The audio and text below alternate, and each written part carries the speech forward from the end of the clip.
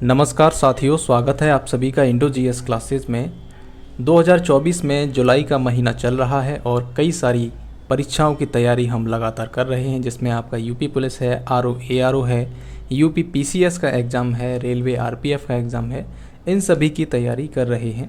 लेकिन हम में से कई सारे स्टूडेंट ऐसे हैं जिन्हें अभी तक ये नहीं पता कि कौन व्यक्ति किस पद पर आसीन है, और ये जो सवाल हैं हमारे एग्ज़ाम में कई बार पूछे जाते हैं। तो इस प्रकार हम आज इस क्लास में इन सवालों को हल करेंगे, जैसे कि मुख्य चुनाव आयुक्त कौन है, नियंत्रक और महालेखा परीक्षक कौन है। इस प्रकार से जो क्वेश्चन आते हैं एग्ज़ाम में, ये भी बहुत इंपॉर्टेंट होते हैं। इनको हम आज समझेंगे इस क्लास के माध्यम से।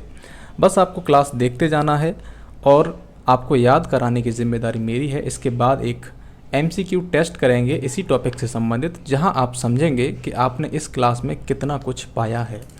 तो चलिए शुरू करते हैं अपने इस टॉपिक को। इसमें से कुछ ऐसे प्रश्न होंगे जो आपको पता होंगे, जैसे कि भारत की राष्ट्रपति कौन है। आप सभी को पता ही है, द्रौपदी मुर्मू जी हैं, और ये 15वीं राष्ट्रपति हैं। मतलब हमारे देश में टोटल अभी तक 15 राष्ट्रपति हुए हैं, जिसमें 15वीं कौन है, द्रौपदी मुर्मू।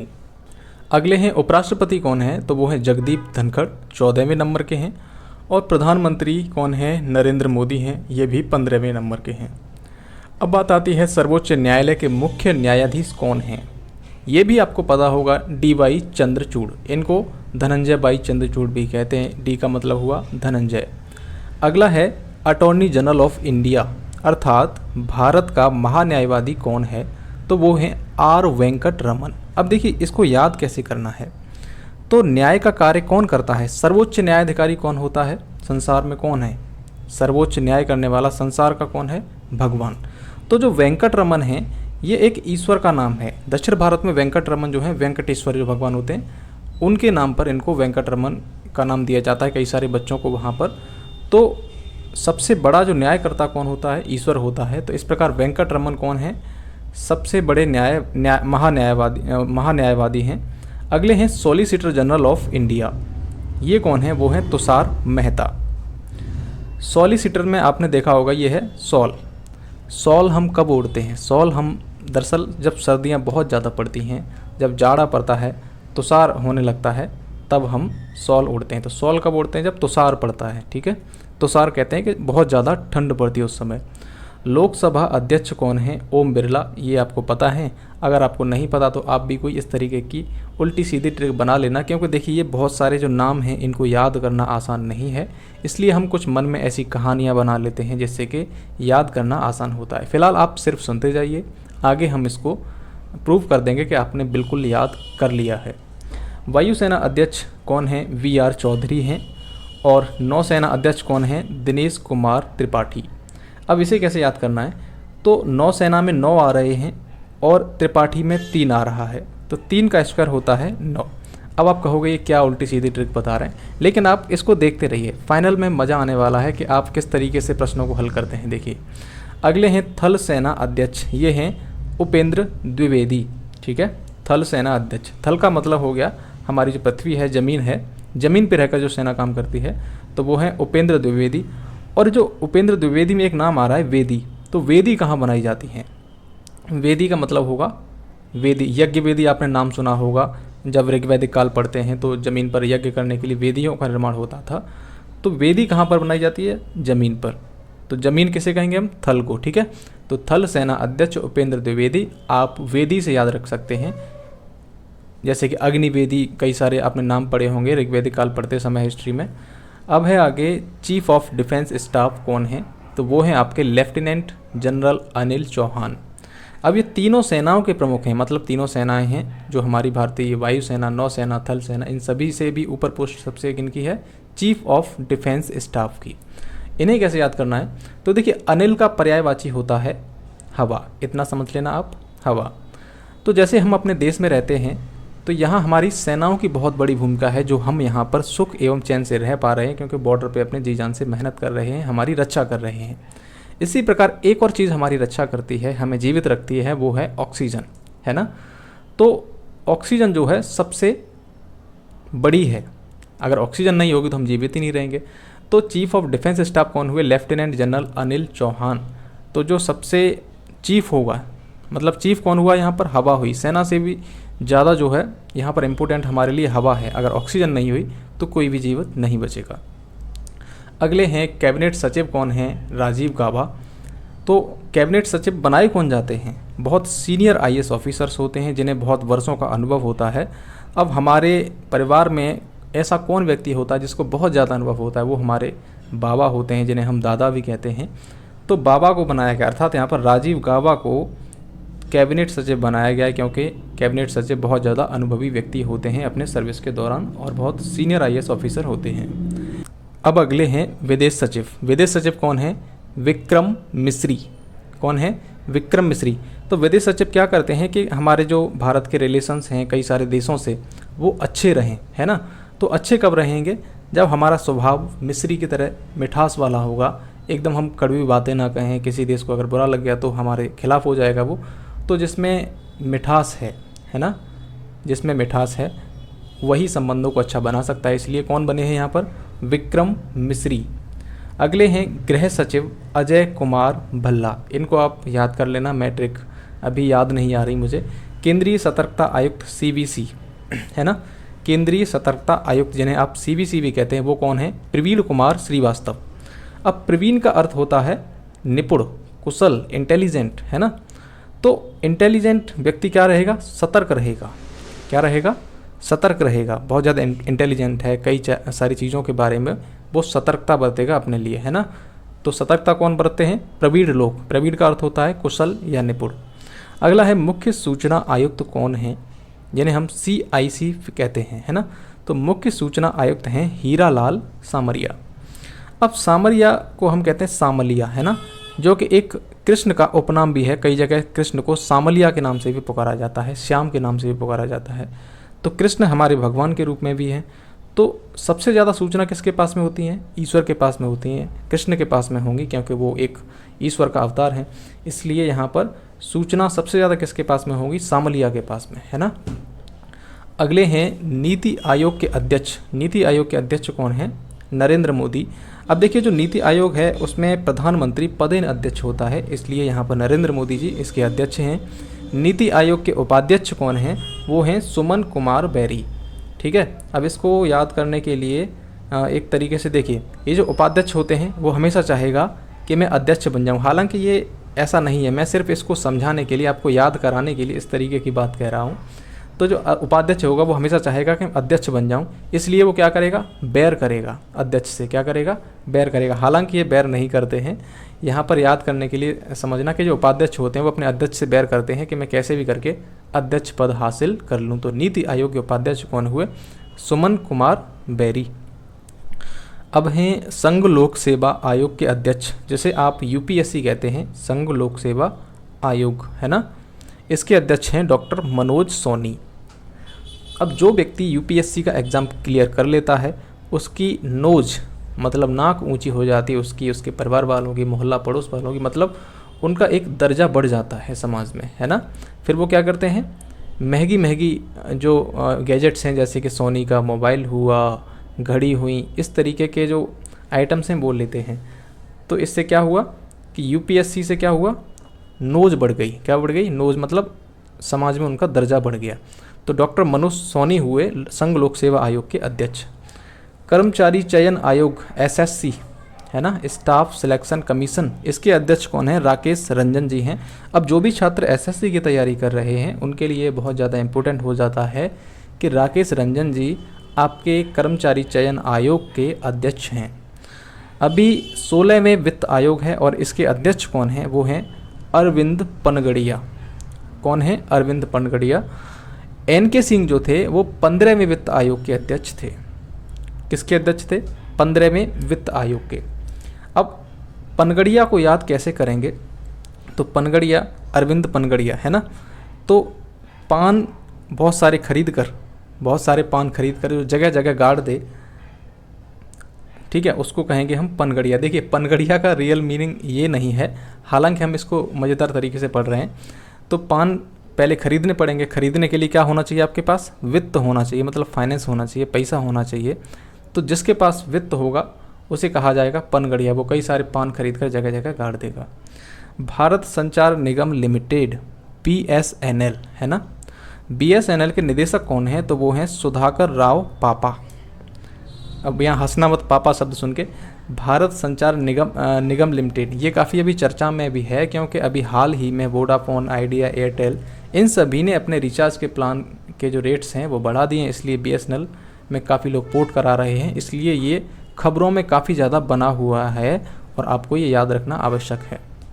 अब इसको याद कैसे करेंगे, क्योंकि देखिए BSNL के जो प्लान होते हैं वो बहुत ज़्यादा सस्ते होते हैं, और BSNL हमारे देश में सबसे जो पुरानी जो कंपनी है, टेलीकॉम कंपनी है, वो है, तो सबसे पुराना भी है और प्राइस भी कम दे देता। हमारी फैमिली में कौन होते हैं, इस तरीके के हमारे पिताजी ही कर सकते हैं, जो कि अपने बच्चों को क्या नाम है बहुत कम रेट पे सर्विस प्रोवाइड करा सकते हैं, ठीक है। और तो वो कौन हुए, पापा। इसरो के प्रमुख एस सोमनाथ, कौन है, एस सोमनाथ। अब जैसे इसरो जो है अपनी सैटेलाइट लॉन्च करता है ऊपर, और भारत की जो भूमि है उसकी निगरानी भी करता है कई सैटेलाइट के माध्यम से, तो भगवान जो शंकर हैं वो भी एक तरीके से सैटेलाइट की तरह काम करते हैं। आपने देखा होगा टीवी चैनल्स में जो नाटक वगैरह आते हैं उसमें भगवान शंकर ऊपर से बैठ के देखते हैं कि नीचे क्या क्या हो रहा है, तो ऐसे ही सोमनाथ क्या करते हैं एज ए सैटेलाइट। तो यहाँ इसरो के प्रमुख कौन हो गए, एस सोमनाथ, भगवान शंकर को मान लीजिए। अंतर्राष्ट्रीय क्रिकेट परिषद ICC के अध्यक्ष, इसके अध्यक्ष कौन है, ICC के ग्रेग बार्कले, जो कि न्यूजीलैंड से संबंध रखते हैं। और अगला है ICC की प्रथम महिला स्वतंत्र निदेशक कौन है, वो हैं इंदिरा नूई। एशियाई क्रिकेट परिषद एशियाई क्रिकेट परिषद के अध्यक्ष कौन हैं, जय शाह, जो कि अमित शाह जी के बेटे हैं। अगला है भारतीय क्रिकेट कंट्रोल बोर्ड BCCI के अध्यक्ष कौन है, रोजर बिन्नी, ठीक है। अब ये थोड़ा ये नाम विदेशी टाइप का है, इसलिए आप इसको कई बार एग्जाम में छोड़ देंगे, ये तो विदेशी व्यक्ति लग रहा है, ये भारतीय क्रिकेट कंट्रोल बोर्ड का अध्यक्ष कैसे हो सकता है, तो वहाँ कन्फ्यूज मत होना। BCCI के अध्यक्ष हैं रोजर बिन्नी और एशियाई क्रिकेट संघ के अध्यक्ष हैं आपके जय शाह। भारतीय क्रिकेट टीम के मुख्य कोच कौन है, राहुल द्रविड़, है ना, कौन है, राहुल द्रविड़। और भारतीय महिला क्रिकेट टीम की मुख्य कोच हैं अमोल मजूमदार, कौन है, अमोल मजूमदार। अब देखिए पुरुष क्रिकेट टीम के बारे में सबको पता रहता है, लेकिन महिला क्रिकेट टीम के बारे में बहुत कम लोग जानकारियाँ रखते हैं, इसलिए ये इम्पोर्टेंट हो जाते हैं आपके एग्ज़ाम के पॉइंट ऑफ व्यू से। अमोल मजूमदार जी जो हैं वो भारतीय क्रिकेट टीम की मुख्य कोच हैं, ठीक है। भारतीय ओलंपिक संघ की अध्यक्ष कौन है, वो हैं PT ऊषा, और भारतीय ओलंपिक संघ की अध्यक्ष होने वाली ये जो पहली महिला हैं कौन है, PT ऊषा हैं। भारतीय reserve bank of India RBI के चेयरमैन हैं अभी शक्तिकांत दास। अब हमने इन सभी को समझ लिया, अब हम प्रैक्टिस क्वेश्चन लगाते हैं। तो चलिए देखते हैं आपने कितना कुछ याद किया, कितने ध्यान से इस क्लास को सुना है। वर्तमान में नियंत्रक और महालेखा परीक्षक कौन हैं, वर्तमान में नियंत्रक और महालेखा परीक्षक जिन्हें आप CAG भी कहते हैं, कौन कौन है, CAG भी कहते हैं। लेकिन मैंने आपको ये शायद बताया नहीं है, लेकिन फिर भी बता देता हूँ, ये कौन है आपके, वो हैं गिरीश चंद्र मुर्मू, है ना, गिरीश चंद्र मुर्मू। अब इसे ऐसे याद करना, गिरीश अगर किसी पार्ट में लगाओगे, किसी भी जो मोटरसाइकिल के पार्ट मान लीजिए उसमें ग्रीस लगा दोगे तो कंट्रोल अच्छा हो जाता है। तो कंट्रोल अच्छा करने के लिए क्या लगाते हैं हम, ग्रीस लगाते हैं। तो इस प्रकार हमारे नियंत्रक और महालेखा परीक्षक हो गए गिरीश चंद्र मुर्मू। तुषार मेहता मैंने आपको बताया था, तुषार से मतलब सॉल, है ना, सॉल से क्या हुआ, solicitor general of India. Rajiv Kumar कौन है आपके, मुख्य चुनाव आयुक्त हैं, कौन है, मुख्य चुनाव आयुक्त हैं। और दिनेश कुमार त्रिपाठी, त्रि से बन गया आपका 3, 3 का स्क्वायर क्या होता है 9, है ना, तो 9 से बन गया नौसेना। अब आपको समझ में आ गया होगा, ठीक है। अगला क्वेश्चन ये है, देखिए वर्तमान में मुख्य सूचना आयुक्त कौन है, वर्तमान में मुख्य सूचना आयुक्त अर्थात CIC कौन है। इसके लिए ऑप्शन है अनिल चौहान, प्रवीण कुमार श्रीवास्तव, सुमन कुमार बैरी, हीरालाल सामरिया। आपको तब तक बताना, तब तक मैं इन्हें करता हूँ। अनिल चौहान, है ना, अनिल चौहान कौन है, अनिल से हो गया आपका हवा, हवा मतलब ऑक्सीजन, तो ऑक्सीजन हमारे लिए ज़रूरी है ना, तो ऑक्सीजन क्या हुआ, चीफ है, हमारी जीवन के लिए मुख्य है। तो चीफ ऑफ डिफेंस स्टाफ कौन हुए, अनिल चौहान। प्रवीण कुमार श्रीवास्तव, प्रवीण से हो गया आपका जो बहुत ज़्यादा कुशल हो, ठीक है, निपुण हो, इंटेलिजेंट हो, वो क्या होगा, सतर्क होगा, क्या होगा, सतर्क होगा, ठीक है। तो प्रवीण कुमार श्रीवास्तव कौन हो गए आपके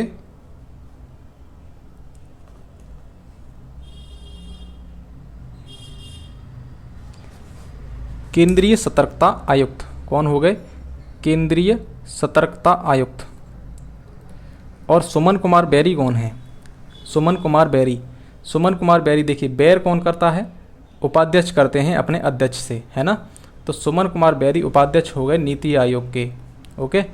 और हीरालाल सामरिया कौन है, तो मैंने कहा सामरिया, ठीक है, भगवान कृष्ण बताया था आपको, है ना।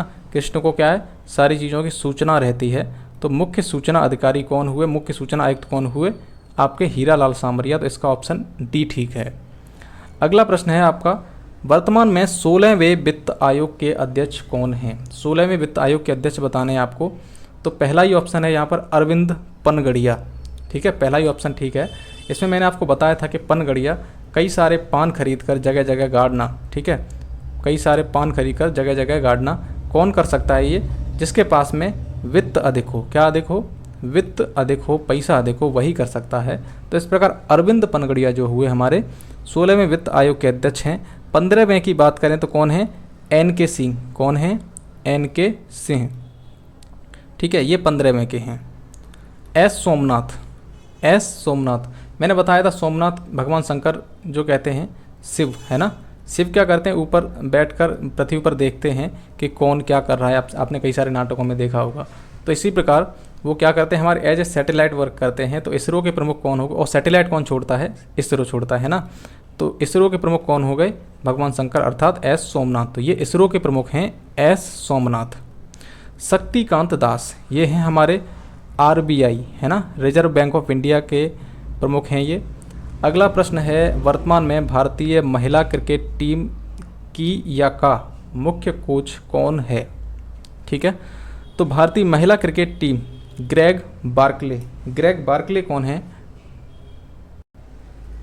ग्रेग बार्कले अंतर्राष्ट्रीय क्रिकेट परिषद आईसीसी के अध्यक्ष हैं।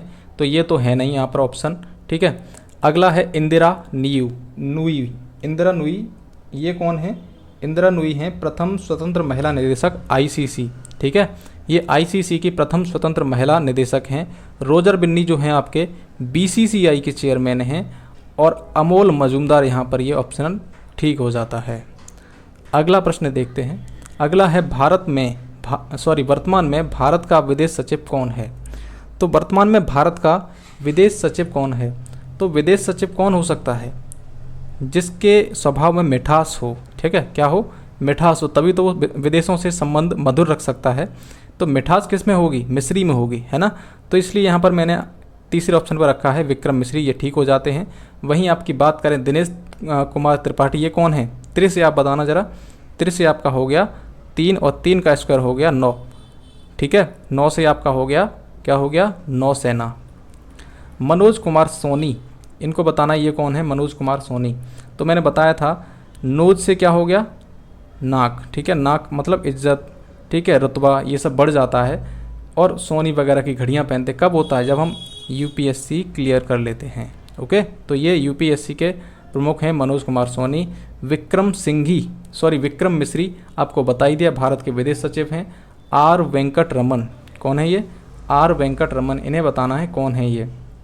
तो वेंकट से बताया था मैंने, वेंकटेश्वर जो कि दक्षिण भारत में एक पूजनीय देवता हैं, एक ईश्वर की तरह इनको पूजा जाता है।